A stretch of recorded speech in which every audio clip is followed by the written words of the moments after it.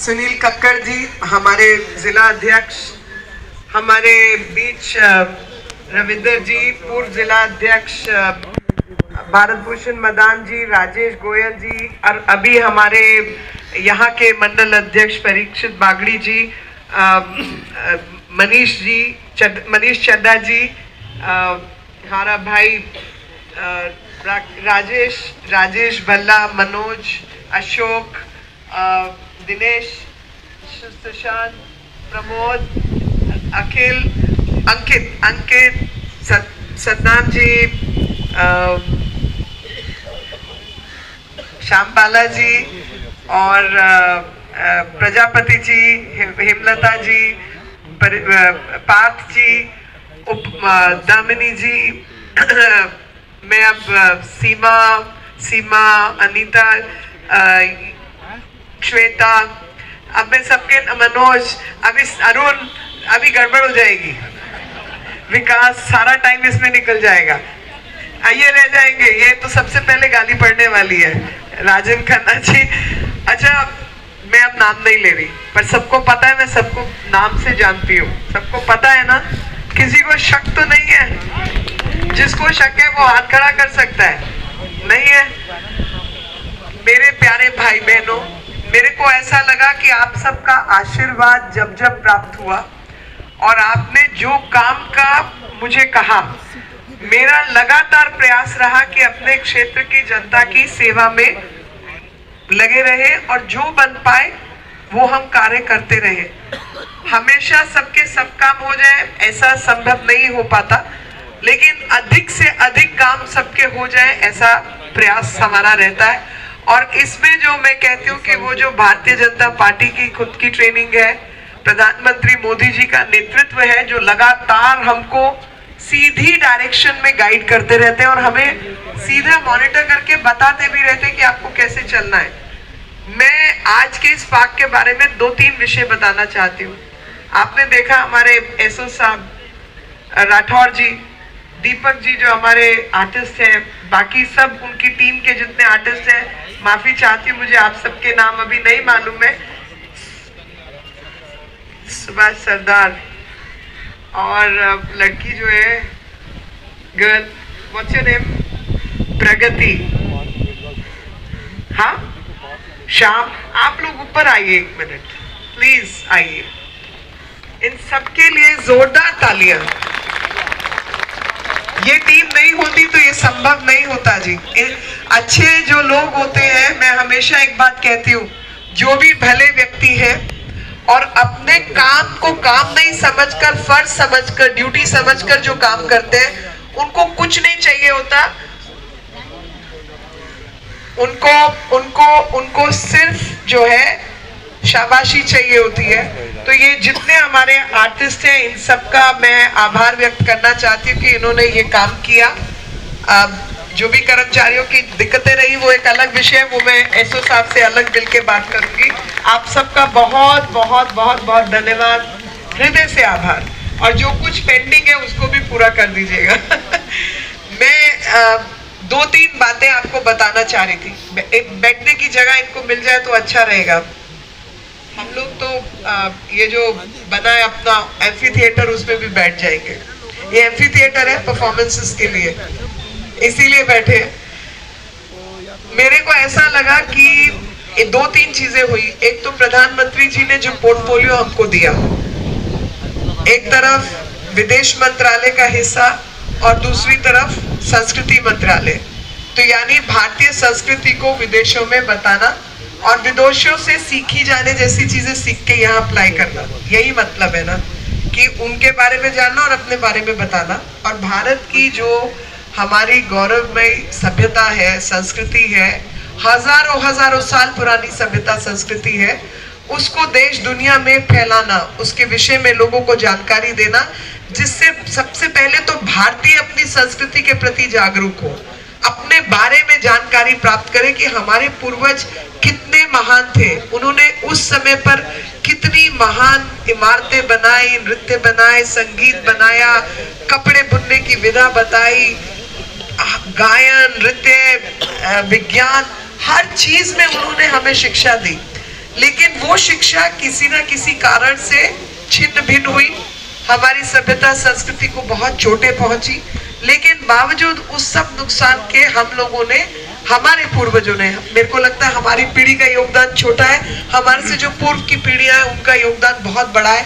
उन्होंने अपनी सभ्यता संस्कृति को हर मुश्किल के बावजूद याद रखा और बार बार बार बार वही बातें दोहराते रहे। भले ही 550 साल लगे मंदिर लेने में, लेकिन वो 550 साल तक उसी धरती का चक्कर काटते रहे। ये मंदिर यही था, राम जन्मभूमि यही है। ये बड़ी मन की शक्ति की बात है। ये भूल जाते हैं, मकान टूट जाए तो अगले दिन भूल जाते हैं कि हमारा मकान भी था, हम तो बड़े बेहतर मकान में चले गए, कौन परवाह करता है। लेकिन जो लोग अपनी जड़ों को पहचानते हैं, अपनी जड़ों से जुड़े रहते हैं, वही लोग बड़े वृक्ष की तरह फैलते हैं। तो अब बड़े वृक्ष की तरह अगर भारत को फैलना है तो हमें अपनी जड़ों को बहुत अच्छे से पहचानना है। आज इस छोटे से कार्य का मकसद यही था कि हर छोटा कार्य एक दिन बड़ा वट वृक्ष बनता है और वो बड़ी नींव रखता है। एक तो सस्टेनेबिलिटी जिसको कहते हैं कि हर चीज को हम रिसाइकिल करें। हमारी प्रवृत्ति ऐसी थी कि हम चीजों को दोबारा से इस्तेमाल करते थे। कहीं ना कहीं हमें वो प्लास्टिक की आदत ऐसी पड़ी कि खाओ पियो फेंको। तो अगली जनरेशन को, अगली पीढ़ी को बताने के लिए भी कुछ नहीं बचना। अभी भी हम लोग अपने घरों में कहते हैं ना, ये मेरी दादी का ग्लास रखा है 1.25 सेर वाला, ये पीतल का ग्लास है, ये कांसे का थाली है, ये कटोरी पूजा की जो है ना, ये मेरी नानी ने मेरी माँ को दी थी। ऐसा सब घर में ऐसे ऐसे कुछ ना कुछ चीजें रहेंगी क्योंकि वो हमारी धरोहर है। हम लोग प्लास्टिक की कटोरी, प्लास्टिक के बर्तन अगर इस्तेमाल करेंगे, प्लास्टिक की बोतलों में पानी पिएंगे, अगली पीढ़ी को क्या देके जाएंगे? प्लास्टिक उठा के उसको प्लास्टिक डस्टबिन बना देंगे वो। तो जो मिट्टी की चीजें हैं, जो पीतल तांबा ऐसी चीजें हैं, उनका अगर हम इस्तेमाल करते हैं तो हमें रोज रोज नई चीजें खरीदने की जरूरत नहीं पड़ती, वो चीजें देर तक चलती हैं।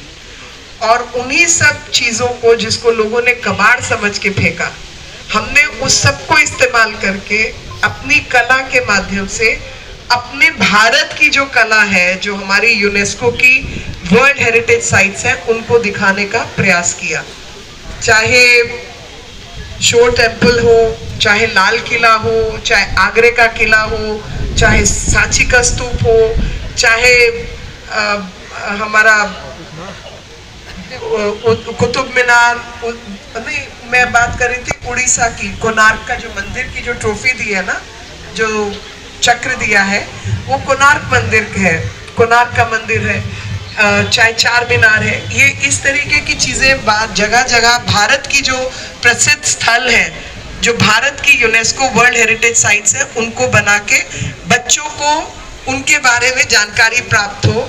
और अभी मैंने इनको ये भी कहा है कि बारकोड लगा के वहां तक पहुंचने का रास्ता भी बताएं कि पास का एयरपोर्ट कौन सा है, एयरपोर्ट से कितनी दूर का रास्ता है, ट्रेन कौन सी है, स्टेशन कौन सा है, बस की दूरी कितनी है, कार की दूरी कितनी है, किस माध्यम से लोग वहां जा सकते हैं, होटल आदि की अगर जानकारी, तो ये सब भी जानकारी मिले और उसको स्कैन करें तो ज्यादा से ज्यादा लोगों के मन में इच्छा हो कि यार अगर मध्य प्रदेश आए हैं तो सांची का स्तूप भी देख ही लेते, ऐसा मन में आ जाए। तो इसलिए ये भी अभी हम करने की प्रोसेस में वो आपको करके देंगे। और प्रधानमंत्री जी ने बार बार हमको कहा विकास भी और विरासत भी, कि एक तरफ देश ने तरक्की करनी है, सड़कें बनानी है, एयरपोर्ट्स बनाने हैं, पार्क को ठीक करना है, लाइटें लगानी है, वो सब काम करना है, झूले लगाने हैं, लेकिन विरासत का भी तो जिक्र होगा। हमारी विरासत हम ना भूल जाएं और एक साथ कई चीजों की जानकारी हम प्राप्त कर पाए। इसलिए उस सब का समूहित ढंग से हमने ये प्रस्तुति की है, जिसको हमने नाम दिया है हेरिटेज पार्क का। और अब इस साल, मैं अगले साल बोलने वाली थी, इस साल के अंत की तरफ, अक्टूबर की तरफ, वर्ल्ड हेरिटेज कमेटी जो है यूनेस्को की, उसकी जो मीटिंग हो रही है वो नई दिल्ली में हो रही है, भारत में हो रही है। और वो निर्णय लेंगे अगली वर्ल्ड हेरिटेज में कौन कौन सी चीजें शामिल होनी चाहिए दुनिया भर की। क्योंकि वो कमेटी की मीटिंग यहाँ पर है, तो मुझे लगा ये एक शुरुआत जो है उसमें एक शामिल होगी, एक बड़ी शुरुआत होगी और सबको उस कमेटी के बारे में भी जानकारी मिलेगी और यूनेस्को के बारे में भी। आप सब आज यहाँ पर उपस्थित हुए और मुझे उम्मीद है कि आपको ये पार्क का सौंदर्यकरण पसंद आया होगा और आपको ये भी मन में लगा होगा कि आपकी सांसद आपकी चिंता करती है। तो भले ही थोड़ा बहुत पैसा मिलता है, कोई बहुत ज्यादा पैसा नहीं होता सांसद के पास, 5 करोड़ रुपया साल का होता है, जिसमें से कोविड का भी 2 साल निकाल दो, तो कुछ बहुत ज्यादा नहीं होता। 10 विधानसभा पास होती है, लेकिन बावजूद उसके प्रयास ये रहा कि जो भी पैसा सरकार ने हमारे जिम्मे दिया, एक एक पाई का हिसाब आप तक दे और आपको उस चीज का आनंद भी हो कि आपके कहे अनुसार आपके क्षेत्र को विकसित करने का कार्य किया। आप सबका आभार, धन्यवाद। जय हिंद, जय भारत, भारत माता की। अच्छे से हाथ खड़ा करके, ताकि जो लड़के फोटो खींच रहे हैं वो भाई एक एक सीढ़ी ऊपर चढ़ जाओ, वहां से फोटो ले लो। भारत माता की। पीछे वाले भी भारत माता की, भारत माता की, भारत माता की। जय हिंद, जय भारत। इस ऐतिहासिक कार्य के लिए बहन जी, करोल बाग की जनता आपकी हमेशा ऋणी रहेगी। अब मैं बहन बनाक्षी लेखी से प्रार्थना करूंगा कि वो अपना उद्घाटन का कार्यक्रम करे। आप लोग इतनी बड़ी संख्या में आए, सभी कार्यकर्ताओं का, सभी RW का, सभी मॉर्निंग वॉकर का, सभी बहन भाइयों का हार्दिक धन्यवाद। कार्यक्रम समाप्त है, आप लोगों का हार्दिक धन्यवाद।